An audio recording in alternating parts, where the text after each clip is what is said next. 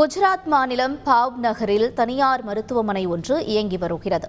இந்த நிலையில் கடந்த செப்டம்பர் 12ஆம் தேதி ஹிரண் தங்கார், பப்தீப் தங்கார் மற்றும் கௌஷிக் வாடியா ஆகிய 3 இளைஞர்கள் தலையில் அடிபட்ட பெண்ணுக்கு சிகிச்சை அளிப்பதற்காக தனியார் மருத்துவமனைக்கு வந்திருந்தனர்.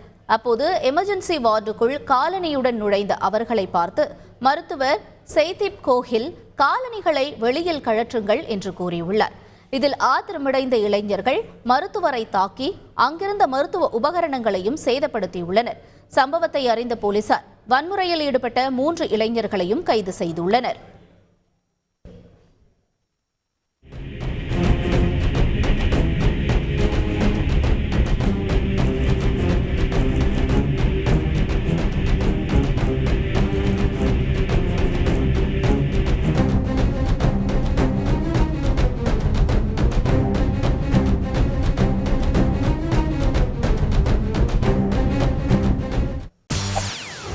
செய்திகளை உடனுக்குடன் தெரிந்து கொள்ள உடனே சப்ஸ்கிரைப் பண்ணுங்க.